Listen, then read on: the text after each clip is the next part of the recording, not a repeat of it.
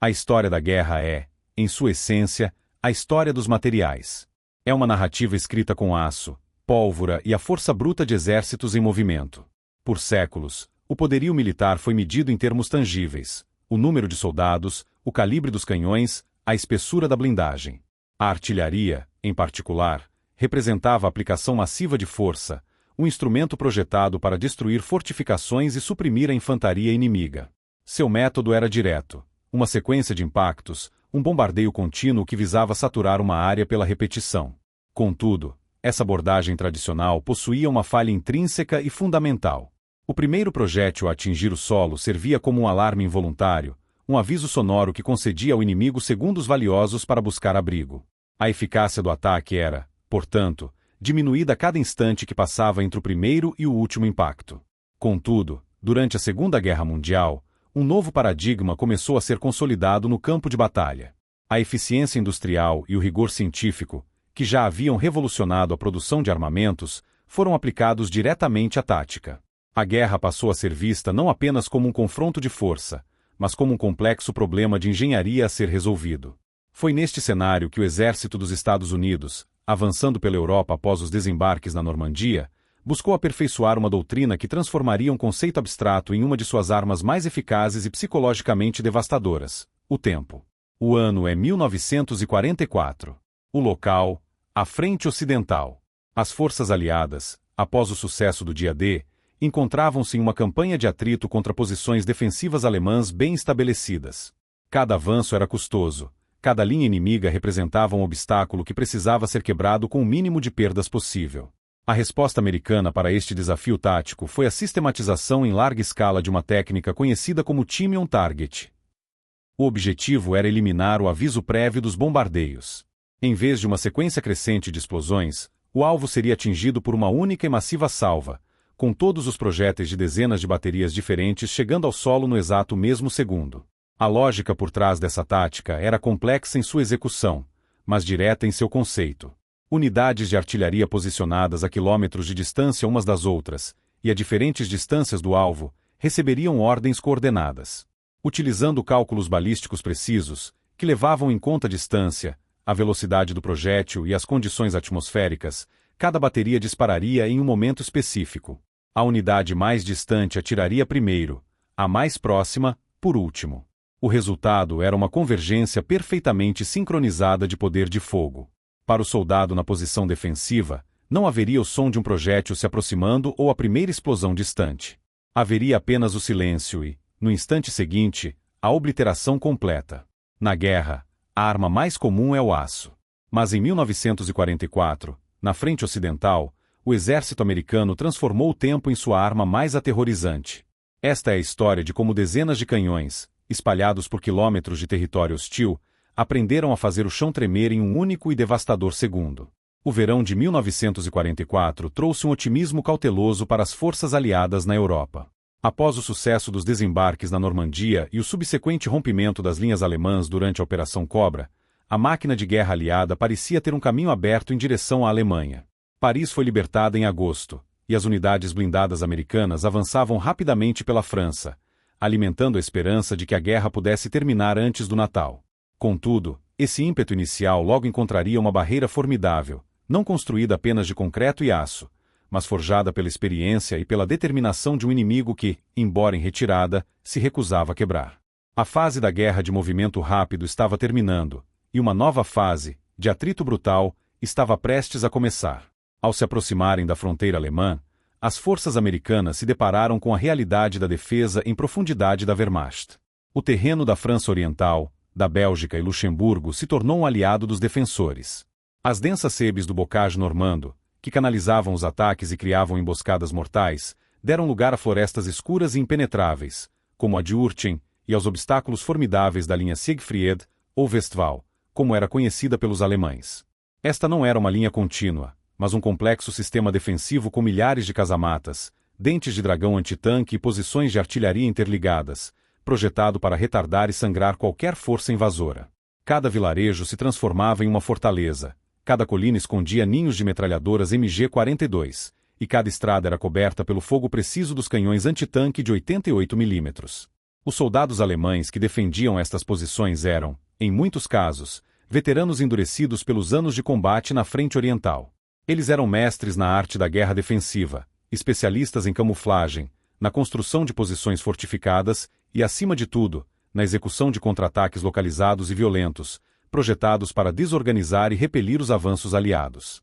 Eles sabiam como usar o terreno a seu favor, transformando cada metro de terra em um desafio mortal. O avanço, que durante o verão era medido em dezenas de quilômetros por dia, passou a ser contado em centenas de metros, com um custo humano alarmante. As baixas americanas aumentaram drasticamente. A superioridade aérea e material dos aliados era inegável, mas no nível do solo, no confronto direto entre a infantaria e as posições entrincheiradas, essa vantagem frequentemente se dissipava diante de um defensor bem posicionado e determinado. A liderança aliada, e em particular o comando americano, compreendeu que a força bruta por si só não seria suficiente para romper essa muralha. Enviar onda após onda de infantaria e blindados contra posições fortificadas era uma fórmula para um desgaste insustentável. Tornou-se evidente a necessidade de uma nova abordagem tática, um método capaz de neutralizar a eficácia da defesa alemã antes mesmo que as tropas de assalto entrassem no campo de batalha. Era preciso encontrar uma maneira de quebrar a espinha dorsal da resistência inimiga, de desarticular seu comando e controle e de abalar seu moral com um golpe tão súbito e avassalador que a defesa se desintegrasse. A solução não viria de mais tanques ou de mais homens, mas de uma aplicação mais inteligente e sincronizada da força que já possuíam, concentrada em um único e decisivo momento. Para quebrar a resistência alemã, a artilharia era a ferramenta principal, a força bruta destinada a pulverizar posições e desmoralizar defensores. No entanto, o seu emprego convencional, aperfeiçoado durante décadas de conflito, carregava um problema tático fundamental, a sua própria previsibilidade. A artilharia tradicional anunciava sua chegada. O método padrão de bombardeio não era um evento singular e instantâneo, mas sim uma sequência, um processo que, por sua natureza, alertava o inimigo. Antes que uma salva massiva, conhecida como fogo de eficácia, pudesse ser disparada, as baterias precisavam ajustar sua mira. Este processo, chamado de regulagem, envolvia o disparo de um ou mais projéteis de observação. Para os soldados na linha de frente, o som agudo e característico de um projétil solitário cortando o ar, seguido por uma explosão isolada, era um alarme inequívoco. Era o prelúdio do que estava por vir. Esses primeiros disparos, embora parte necessária do cálculo balístico da época, concediam ao defensor o bem mais precioso no campo de batalha: tempo. Eram segundos, às vezes até mais de um minuto, entre o primeiro sinal de perigo e o início do bombardeio pesado. Nesse intervalo crucial, a infantaria inimiga, treinada pela experiência, reagia com disciplina e rapidez. O som do primeiro impacto era o gatilho para uma ação imediata e instintiva: buscar a proteção de uma trincheira, um abrigo subterrâneo ou qualquer depressão no terreno. Capacetes eram afivelados, armas eram protegidas e os homens se preparavam para suportar a tempestade de aço que sabiam ser iminente. O elemento surpresa, um dos fatores mais decisivos em qualquer operação militar, era completamente perdido. O resultado era um fenômeno que os soldados chamavam de crescendo. O bombardeio começava de forma esparsa e, gradualmente, aumentava em intensidade até atingir seu ápice, com centenas de projéteis caindo sobre a área-alvo. Embora a força do ataque fosse imensa e a experiência de estar sob tal barragem fosse aterrorizante, sua eficácia em neutralizar o inimigo antes de um assalto era significativamente reduzida. A artilharia cumpria a função de supressão, forçando os defensores a manterem-se abrigados, mas causava menos baixas do que poderia.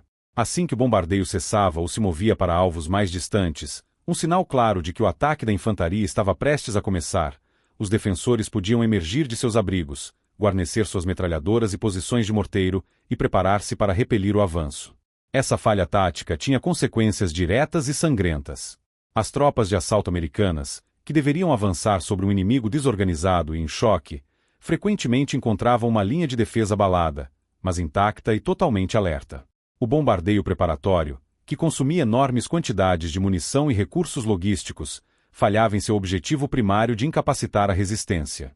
Era um martelo imensamente poderoso, mas um martelo que o inimigo podia ouvir sendo erguido antes do golpe. A liderança americana percebeu que essa abordagem era insustentável e ineficiente.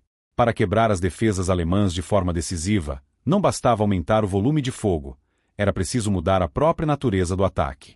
A solução não estava em atirar mais, mas em atirar de forma mais inteligente, concentrando todo o poder de fogo não em uma sequência, mas em um único e avassalador instante.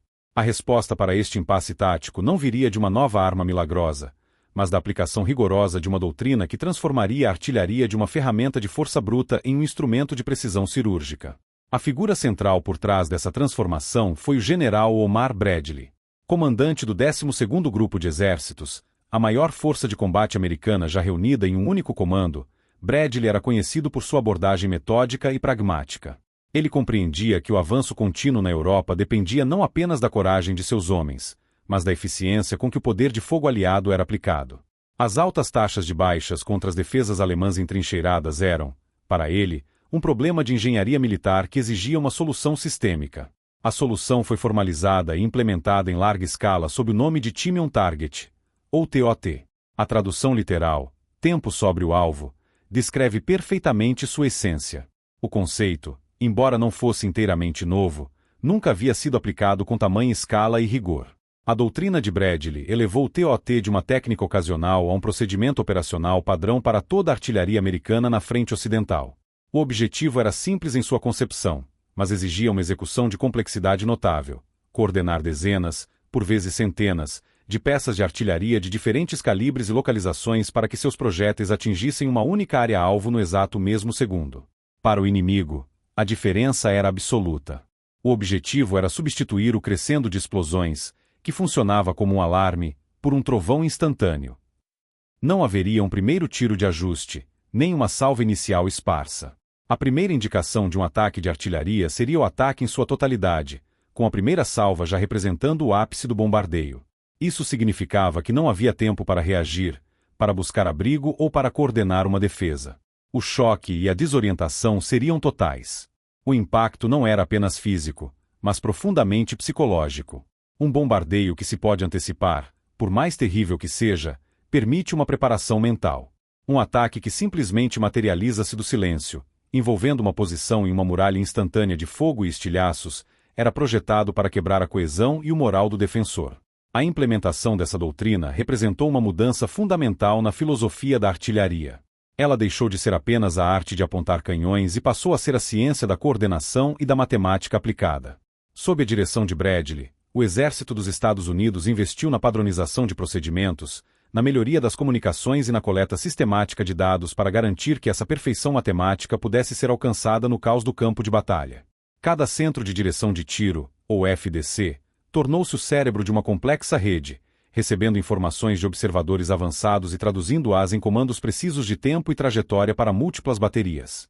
A guerra, para os artilheiros de Bradley, transformou-se em um problema de cálculo, onde a solução correta resultava na neutralização instantânea do inimigo. Esta doutrina não era um ato de mágica, mas o resultado de um sistema meticulosamente construído sobre pilares fundamentais de padronização, comunicação e ciência, cada um essencial para transformar o tempo em uma arma decisiva. A viabilidade do time on target dependia, antes de tudo, de um fundamento que existia fora do campo de batalha: a padronização absoluta dos cálculos balísticos. O segredo para o trovão instantâneo começou no papel, muito antes do primeiro canhão ser posicionado. Para que dezenas de baterias de artilharia, operadas por homens diferentes e localizadas em pontos distintos do mapa, pudessem agir como um único instrumento, era imperativo que todas falassem a mesma linguagem matemática, com uma precisão inflexível. O desafio era imenso, pois o trajeto de um projétil de artilharia é influenciado por uma complexa série de variáveis que vão muito além da simples distância e elevação. Cada disparo era um problema de física a ser resolvido em tempo real. A distância até o alvo era apenas o ponto de partida. Os artilheiros precisavam considerar o tipo de projétil utilizado, pois cada um possuía peso e aerodinâmica distintos. A carga de propelente por trás do projétil, que determinava sua velocidade inicial, também era um fator crítico, com diferentes cargas sendo usadas para diferentes alcances. Além disso, havia as condições da própria arma. O desgaste do interior do cano, conhecido como erosão, alterava sutilmente a trajetória a cada disparo. Some-se a isso as variáveis atmosféricas, que eram um campo minado de incertezas. A velocidade e a direção do vento em diferentes altitudes, a densidade do ar, a temperatura e até mesmo a umidade podiam desviar um projétil de seu curso por centenas de metros em um disparo de longo alcance. Antes da padronização em massa, muitas dessas variáveis eram compensadas pela experiência e intuição de chefes de bateria veteranos, um método que resultava em inconsistência. A solução americana foi remover a subjetividade da equação. O exército produziu e distribuiu manuais de campo e tabelas de tiro de uma forma nunca antes vista. Esses documentos, conhecidos como Firing Tables, eram o resultado de milhares de disparos de teste e cálculos exaustivos, compilando dados para cada tipo de canhão, projétil e carga de propelente em seu arsenal. Para qualquer combinação de arma e munição, as tabelas forneciam uma solução de tiro base para uma distância específica, sob condições atmosféricas padronizadas. Na prática, o processo funcionava como uma linha de montagem matemática. O centro de direção de tiro de cada unidade recebia as coordenadas do alvo. Utilizando réguas de cálculo e os manuais, os operadores encontravam rapidamente a elevação e a direção base necessárias. Em seguida, aplicavam uma série de correções padronizadas, baseadas em dados meteorológicos atualizados e em outros fatores, para ajustar essa solução base às condições reais do momento. Esse sistema criou uma linguagem universal para a artilharia americana. Uma ordem de tiro não era mais uma interpretação, mas uma instrução precisa ser executada de acordo com o manual que todos possuíam. Uma equipe em uma bateria de obuses de 105 mm na Bélgica usava exatamente os mesmos procedimentos e tabelas que uma equipe em uma unidade de canhões Longton de 155 mm na França. O achismo foi eliminado. A precisão foi inserida como um componente industrial do processo de guerra. Foi essa uniformidade rigorosa que tornou o time um target possível, pois garantiu que o cálculo do tempo de voo de cada projétil, o elemento mais crítico da operação, fosse consistente e confiável em todo o teatro de operações. O papel e a caneta, armados com a matemática, foram a primeira e mais crucial etapa para sincronizar o trovão. Cálculos precisos, no entanto, são inúteis se não puderem ser comunicados com velocidade e clareza. A matemática padronizada era o cérebro da operação Time on Target, mas esse cérebro precisava de um sistema nervoso para conectar a percepção à ação. No campo de batalha da Segunda Guerra Mundial, essa conexão era historicamente frágil. A comunicação dependia de mensageiros a pé, que eram lentos e vulneráveis, ou de telefones de campanha, cujos fios podiam ser cortados por uma única explosão de artilharia ou pelo simples tráfego de um tanque, isolando unidades inteiras em momentos críticos. Para que o trovão instantâneo se tornasse uma realidade tática, era necessária uma rede de comunicação que fosse, ao mesmo tempo, flexível, robusta e, acima de tudo, rápida. A solução americana para este problema foi a implementação em massa dos rádios da série SCR, ou Signal Corps Rádio. Esses equipamentos não eram meros dispositivos de comunicação. Eles eram a espinha dorsal que sustentava toda a doutrina do Time on Target. O sistema dependia de um fluxo de informação contínuo e quase instantâneo, ligando três elementos cruciais: o observador avançado no campo, o centro de direção de tiro na retaguarda e as múltiplas baterias de artilharia espalhadas pelo terreno. Para cada um desses papéis, havia um rádio projetado para a tarefa. O observador avançado, muitas vezes posicionado junto à infantaria na linha de frente, contava com o SCR-300, um rádio FM portátil transportado nas costas, apelidado de walkie-talkie. Com ele, um único homem podia identificar um alvo inimigo, um ninho de metralhadoras, um morteiro ou uma concentração de tropas, e transmitir suas coordenadas precisas diretamente para o comando. Essa informação chegava ao Centro de Direção de Tiro, ou FDC, o núcleo de cálculo de cada batalhão de artilharia. Ali, operadores equipados com rádios mais potentes, como o SCR-610 montado em veículos, recebiam um chamado. Era neste ponto que a matemática padronizada entrava em ação. A equipe do FDC processava as coordenadas, consultava suas tabelas de tiro, aplicava as correções meteorológicas e calculava a solução de disparo para cada uma das baterias sob seu comando. A ordem final, no entanto, continha mais do que apenas dados de elevação e direção. Ela continha o elemento mais vital, o tempo exato em que todos os projéteis deveriam chegar ao alvo. Com os cálculos completos, o FDC transmitia essas ordens complexas para as diversas baterias de artilharia. Cada bateria, por sua vez, recebia os dados em seus próprios rádios. A comunicação por voz, clara e confiável graças à tecnologia FM, permitia que as ordens fossem compreendidas sem ambiguidade, mesmo no meio do ruído da batalha. A robustez desses equipamentos era fundamental. Projetados para operar em condições adversas, resistindo à lama, chuva e ao choque de explosões próximas, os rádios SCR garantiam que a rede permanecesse intacta. Essa confiabilidade transformou o fluxo de informação. O ciclo completo, desde a identificação do alvo pelo observador até a transmissão das ordens de disparo para dezenas de canhões, podia ser concluído em poucos minutos.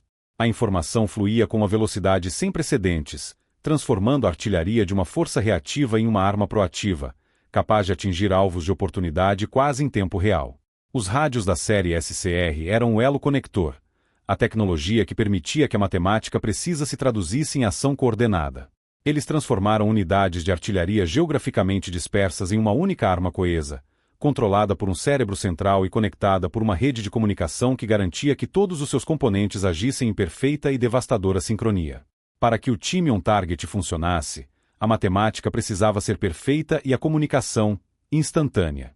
Contudo, entre o disparo de um canhão e o impacto de seu projétil, existia um campo de batalha invisível e imprevisível, a própria atmosfera. Atirar a quilômetros de distância não é traçar uma linha reta em um mapa. É uma luta constante contra um conjunto de forças ocultas que podem desviar, retardar ou acelerar um projétil de formas que desafiam a intuição. Os exércitos haviam lidado com essas variáveis por séculos, muitas vezes com base na experiência e em disparos de ajuste. Mas para a precisão absoluta exigida pela doutrina de Bradley, a intuição era insuficiente. Era necessário dominar a meteorologia com o mesmo rigor científico aplicado aos cálculos balísticos, transformando a incerteza do clima em um dado previsível e controlável. O vento era a variável mais óbvia e, ao mesmo tempo, a mais complexa. Um projétil de artilharia, em sua trajetória parabólica, pode atingir altitudes de milhares de metros, atravessando múltiplas camadas de ar que se movem em diferentes velocidades e direções. O vento que um soldado sentia no nível do solo podia ser completamente diferente do vento a 500 metros de altura, que por sua vez diferia do que ocorria a 2.000 metros. Um vento cruzado constante empurraria o projétil para o lado, enquanto um vento de cauda aumentaria seu alcance e um vento de proa o reduziria. A falha em calcular com precisão esses efeitos em toda a extensão da trajetória significava errar o alvo por dezenas, ou até centenas, de metros. Além do vento, a própria densidade do ar era um fator crítico. Essa densidade é diretamente afetada pela temperatura, pressão atmosférica e umidade. Ar mais frio e denso cria mais arrasto, freando o projétil e encurtando seu alcance. Ar mais quente e rarefeito oferece menos resistência, permitindo que ele viaje mais longe. Até mesmo a rotação da Terra, o efeito de Coriolis, precisava ser levada em conta nos disparos de maior alcance. No hemisfério norte, essa força desvia sutilmente qualquer objeto em movimento para a direita. Para um projétil que passa mais de um minuto no ar, esse desvio, embora pequeno, era significativo o suficiente para ser incluído nos cálculos de precisão. Ignorar qualquer um desses fatores tornaria a sincronização perfeita do time on-target impossível. Um único erro de cálculo em uma bateria poderia fazer seu projétil chegar fora do tempo, quebrando a simultaneidade do impacto. A solução americana foi abordar a meteorologia não como um obstáculo, mas como mais uma variável a ser inserida no sistema. Em vez de depender de estimativas locais, o Exército dos Estados Unidos padronizou a coleta e a disseminação de dados atmosféricos. Batalhões de artilharia passaram a contar com suas próprias seções meteorológicas, equipes especializadas cuja única função era medir as condições da atmosfera. Regularmente, essas equipes lançavam balões meteorológicos equipados com radiosondas, pequenos instrumentos que subiam pela atmosfera transmitindo via rádio dados contínuos sobre temperatura, pressão, umidade e velocidade e direção do vento em diferentes altitudes. Esses dados brutos eram então processados e compilados em uma mensagem padronizada, conhecida como mensagem meteorológica corretiva. Essa mensagem era transmitida por rádio em intervalos regulares para todos os centros de direção de tiro na área de operações. O resultado foi revolucionário. Cada unidade de artilharia, não importava sua localização, passava a trabalhar com exatamente o mesmo perfil atmosférico, atualizado e preciso. Ao inserir essas correções em seus cálculos, os artilheiros não estavam mais atirando às cegas contra a atmosfera. Eles estavam ajustando cada disparo para compensar seus efeitos. Foi essa padronização dos dados ocultos do clima que permitiu que cada projétil, disparado de locais diferentes e sob condições ligeiramente distintas, cumprisse seu encontro marcado com o alvo, no exato segundo programado. A maestria da meteorologia foi o fator invisível que garantiu que o trovão americano caísse com precisão matemática. Com os cálculos padronizados, as comunicações estabelecidas e a meteorologia decifrada, todos os componentes do sistema estavam prontos. A questão que restava era como esses elementos se uniam para orquestrar o ato final, o impacto simultâneo. A genialidade da doutrina Time on Target não residia em uma tecnologia única, mas na lógica contraintuitiva de sua execução.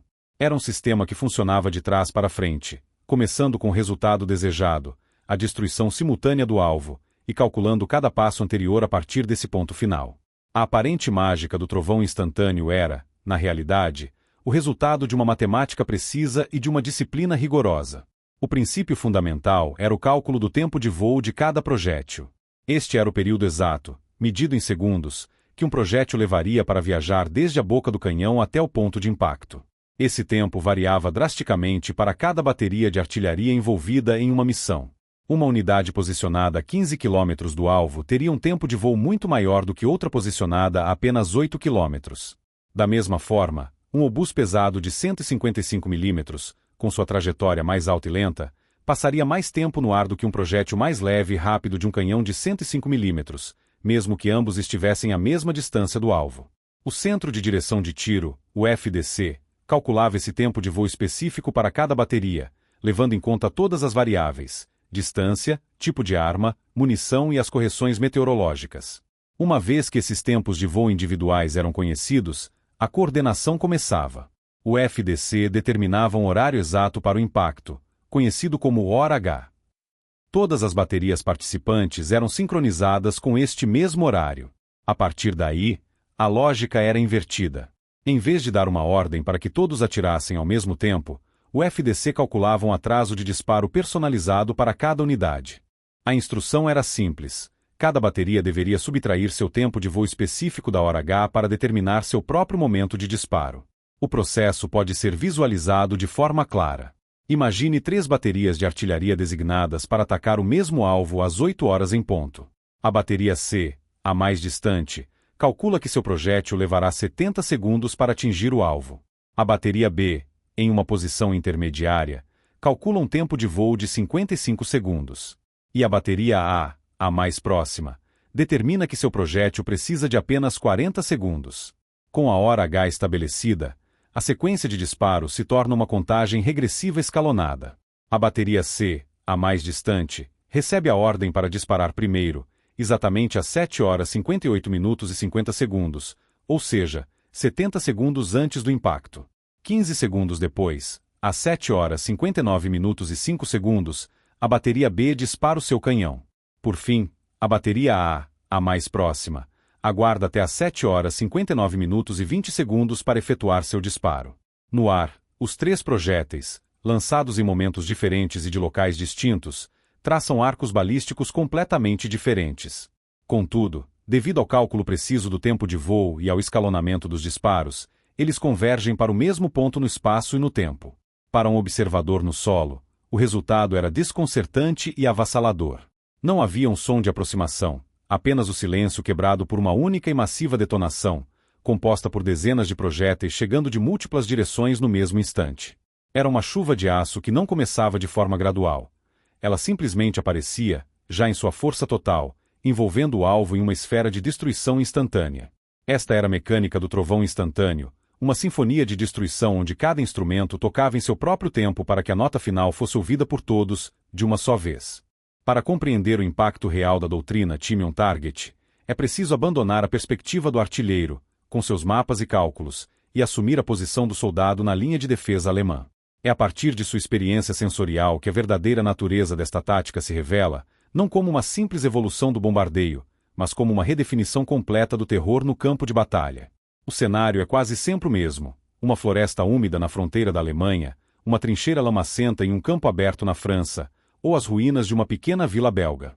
A rotina da guerra de posições se instala. Há uma tensão constante, mas também uma familiaridade com os perigos. Os soldados aprendem a ler os sons da frente de batalha, a distinguir o ruído de um motor de tanque amigo do de um inimigo, o disparo de um morteiro do de um obus. Neste ambiente, a artilharia convencional, por mais destrutiva que fosse, seguia um roteiro previsível. Havia sempre um aviso. Podia ser o som abafado e distante dos canhões disparando, um tum no horizonte que dava alguns segundos de antecedência. Ou, mais comumente, o assobio agudo e crescente de um projétil solitário de ajuste, o sinal inequívoco de que a atenção do inimigo estava focada naquela posição. Esse primeiro som era um gatilho. Ele iniciava uma corrida disciplinada para a segurança relativa de um abrigo, um buraco ou fundo de uma trincheira. O bombardeio que se seguia era violento e ensurdecedor, mas era um perigo conhecido, um evento para o qual se podia, em algum grau, preparar. O time on target eliminou completamente este roteiro. Imagine-se na mesma posição defensiva, talvez durante a quietude tensa do amanhecer. O ar está frio, a visibilidade é limitada pela névoa. Não há o som distante dos canhões. Não há o assobio de um projétil de ajuste. O silêncio é pesado, quebrado apenas por sons banais. E então, em uma fração de segundo, o mundo físico se desfaz. Não há transição. Em um instante, há silêncio. No instante seguinte, há a obliteração. O chão não treme, ele se ergue em uma convulsão violenta, como se atingido por um punho invisível vindo de baixo. O ar é comprimido em uma onda de choque brutal que atinge o corpo, rouba o fôlego e rompe os tímpanos. O som não é uma série de explosões, mas um único e ensurdecedor estalo de trovão, tão agudo e massivo que sobrecarrega completamente o sistema auditivo. O horizonte, antes uma linha de árvores ou edifícios, transforma-se instantaneamente em uma muralha sólida e impenetrável de fogo, fumaça e terra arremessada a centenas de metros de altura. Para o soldado no epicentro, a experiência é de desintegração sensorial. A visão é imediatamente obscurecida pela poeira e detritos, criando uma escuridão artificial no meio do dia. A audição é substituída por um zumbido agudo e paralisante. A capacidade de orientação é eliminada. Não há para onde correr, pois o ataque não vem de uma direção, mas de todos os lugares ao mesmo tempo. As consequências táticas são tão instantâneas quanto o próprio ataque. Os finos fios de cobre dos telefones de campanha, a principal forma de comunicação entre as trincheiras e o posto de comando, são pulverizados. Em um único momento, toda a rede de comunicação da área-alvo deixa de existir. Um soldado tenta usar seu rádio, mas o aparelho emite apenas o som de estática, o resultado da imensa interferência eletromagnética gerada pelas explosões. O comando é cortado. A liderança local é eliminada ou fica tão desorientada quanto seus subordinados. A coesão da unidade defensiva se desfaz não em minutos, mas em segundos. O mundo, para os que sobrevivem ao impacto inicial, reduz-se ao espaço de poucos metros de terra revirada, isolamento absoluto e choque incapacitante. Este era o verdadeiro objetivo do trovão instantâneo, não apenas destruir, mas paralisar, quebrando a capacidade do inimigo de pensar, comunicar e reagir, abrindo caminho para o assalto que viria a seguir. O choque psicológico e a desintegração sensorial infligidos ao inimigo não eram um subproduto acidental, mas o resultado direto de uma superioridade matemática e industrial. O poder de fogo do time on target era avassalador, não apenas pelo volume de explosivos, mas pela eficiência sem precedentes com que era aplicado. Para compreender a magnitude desta tática, é necessário analisar os números por trás do trovão. A força do sistema residia na sua capacidade de concentrar a massa de artilharia de uma forma que transcendia as capacidades de unidades individuais.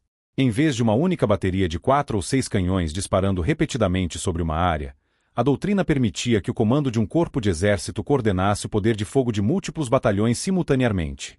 Um único alvo podia ser engajado por centenas de bocas de fogo, de diferentes calibres, desde os ágeis obuses de 105 mm da artilharia divisional até os pesados canhões Long-Tom de 155 mm e os obuses de 8 polegadas da artilharia de corpo de exército. Esta concentração de poder de fogo permitia uma saturação instantânea de áreas-alvo com uma densidade de impacto anteriormente inimaginável.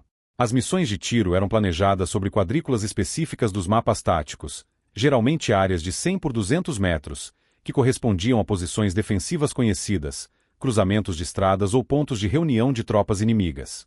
O objetivo era garantir que nenhum metro quadrado dentro dessa área ficasse intocado pela chuva de estilhaços.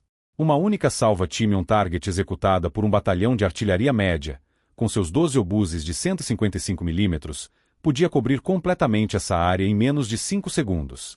Quando múltiplos batalhões eram empregados, a densidade aumentava exponencialmente, criando uma zona de morte instantânea da qual a sobrevivência era uma questão de pura sorte.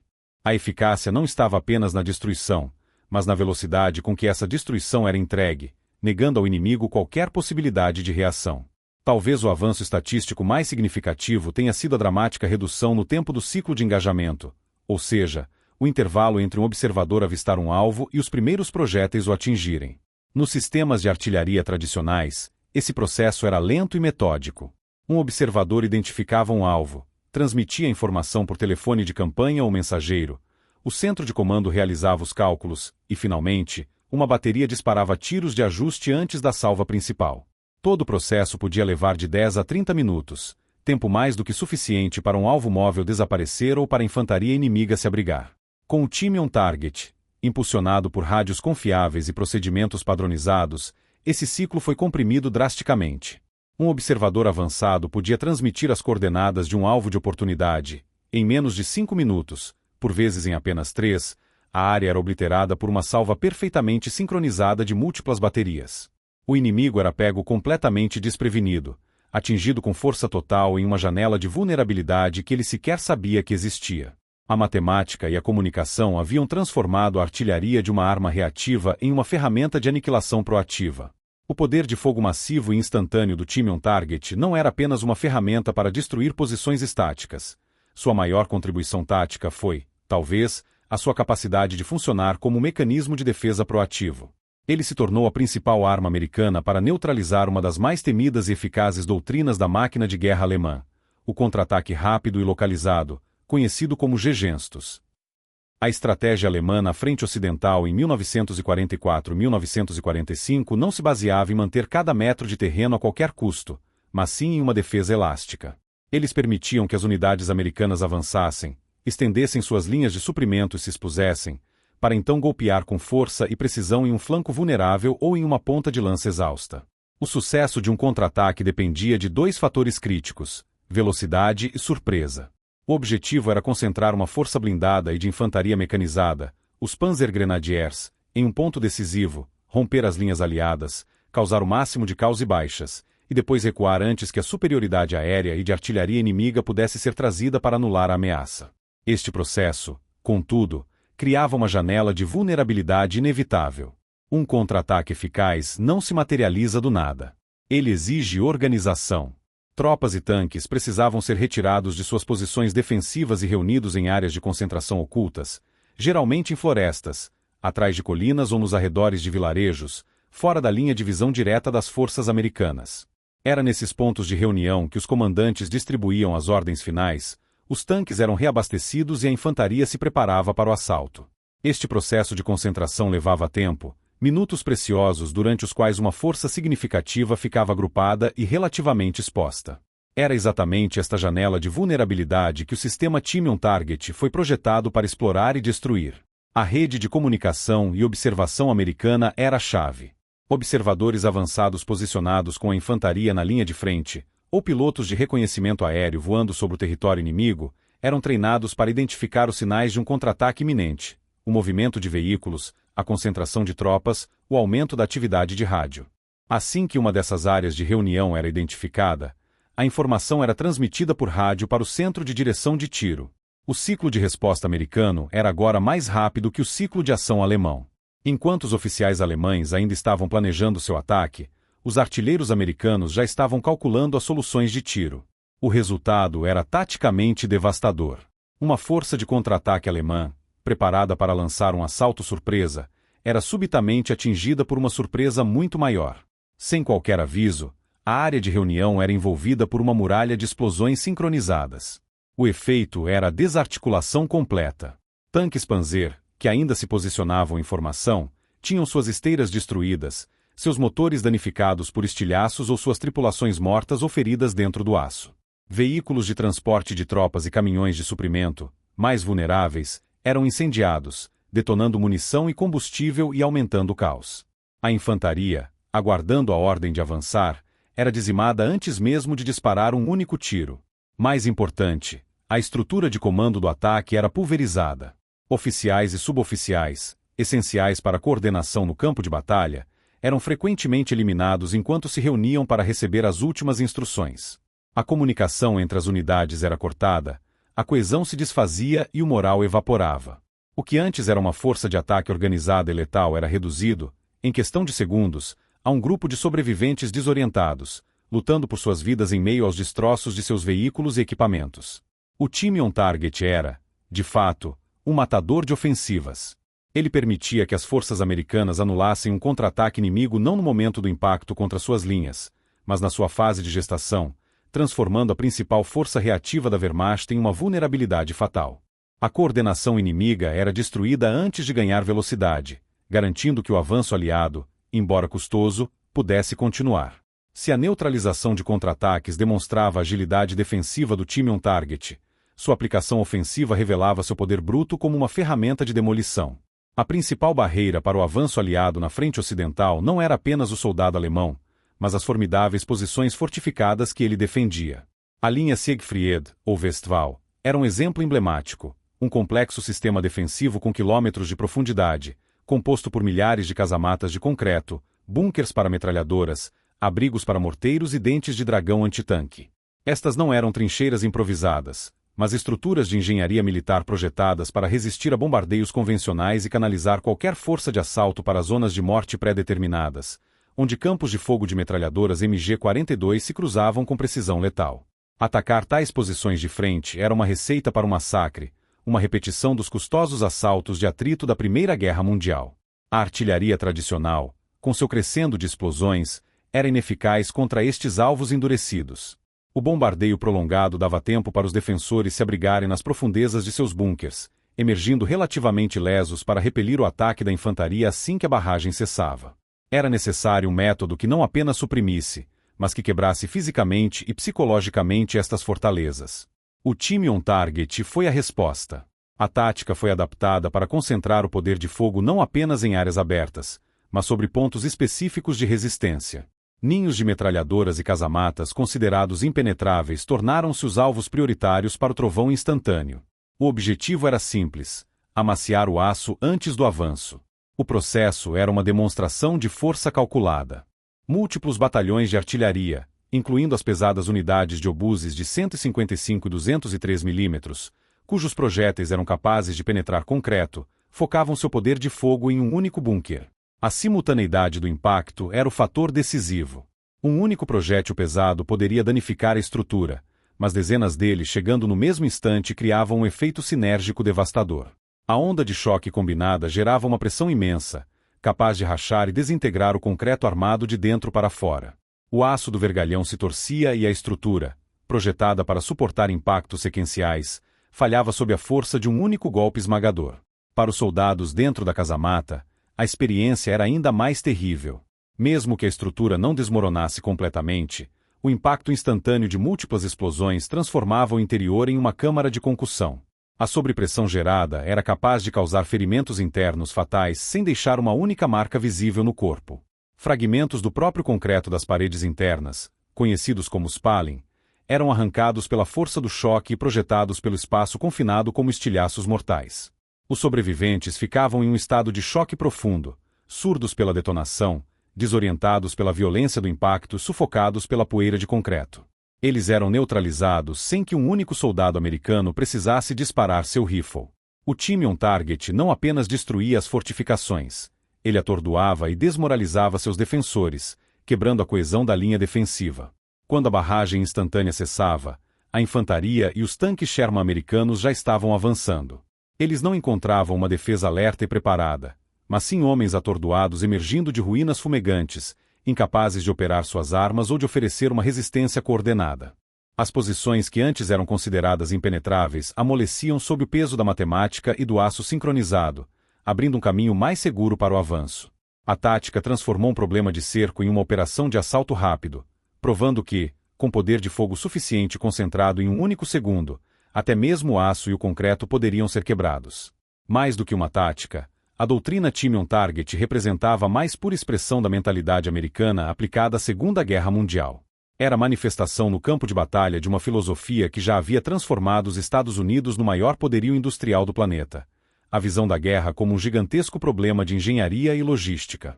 Para a liderança militar americana, o conflito na Europa não era apenas uma questão de coragem ou ideologia, era um desafio sistêmico que exigia uma solução baseada em eficiência, padronização e, acima de tudo, na aplicação rigorosa da ciência. Essa abordagem estava profundamente enraizada na cultura que construiu o arsenal da democracia, onde os princípios da produção em massa, aperfeiçoados nas fábricas de Detroit, foram aplicados diretamente à doutrina militar. Essa mentalidade industrial via qualquer desafio complexo, fosse a construção de um bombardeiro B-24 ou a neutralização de uma posição defensiva alemã, como um processo que poderia ser decomposto em etapas mensuráveis, otimizadas e replicáveis. A subjetividade e a intuição, embora valorizadas em outros exércitos, eram vistas como variáveis indesejadas que introduziam o risco do erro humano. A solução, portanto, era criar um sistema robusto onde o processo em si garantisse o resultado. O time on-target foi o exemplo perfeito dessa filosofia em ação. Cada componente do sistema, desde as tabelas de tiro padronizadas até os protocolos de comunicação por rádio e a coleta sistemática de dados meteorológicos, era projetado para eliminar a imprecisão e garantir a consistência, independentemente de quais homens ou unidades estivessem executando a tarefa. Na prática, isso transformou o papel do artilheiro. Ele deixou de ser apenas um soldado e se tornou um técnico altamente treinado, parte de uma vasta e complexa máquina de precisão. Seu ambiente de trabalho não era definido apenas pela lama e pelo perigo, mas também por réguas de cálculo, manuais densos e os sons de um rádio transmitindo sequências de números. Cada homem, desde o observador na linha de frente até o operador no centro de direção de tiro e a equipe que servia o canhão, tinha uma função específica e bem definida dentro de um fluxo de trabalho lógico. Eles eram os operadores de uma linha de montagem cuja produção final era destruição sincronizada. O sistema era a estrela, e a disciplina em seguir seus procedimentos era a chave para o sucesso. Essa abordagem contrastava com outras filosofias de guerra da época.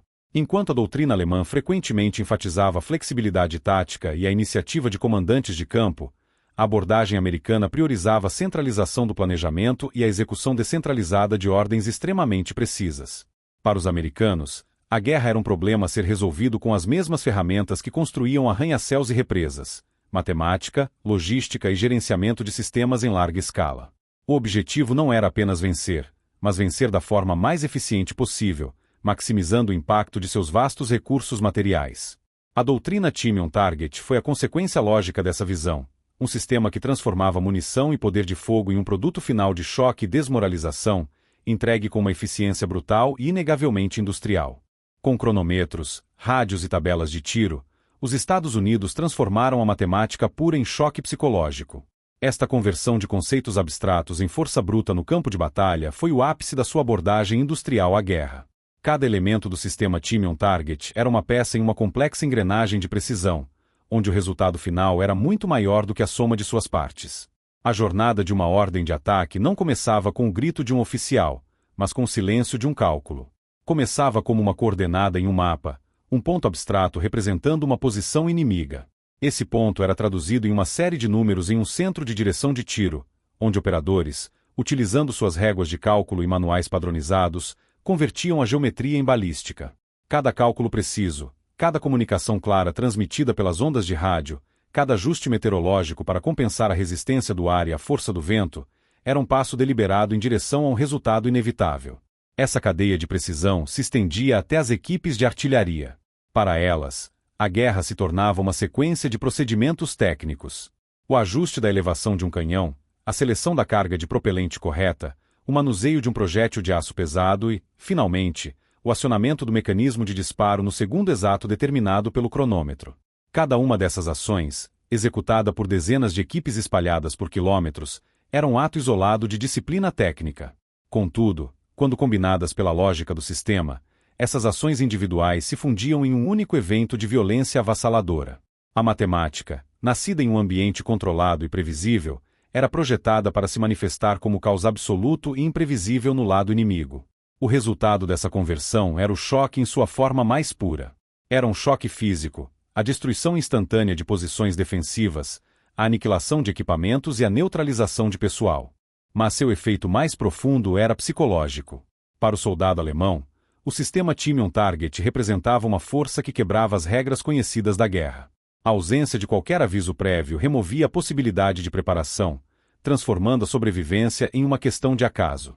A simultaneidade do impacto criava uma sobrecarga sensorial que paralisava a capacidade de pensar e reagir. A liderança era decapitada, as comunicações cortadas e a coesão da unidade se desintegrava em segundos. O que restava não era uma força de combate, mas um conjunto de indivíduos isolados e aterrorizados. Este era o objetivo final da doutrina: transformar a matemática em terror e a confusão em uma vantagem tática. O soldado inimigo não enfrentava apenas o aço, mas a certeza de um sistema que parecia onisciente e infalível. Cada cálculo preciso se convertia em desmoralização. Cada comunicação clara se traduzia em desarticulação no campo de batalha. Os Estados Unidos haviam conseguido transformar um processo lógico e metódico, quase burocrático em sua execução, na arma de choque mais eficaz de seu arsenal.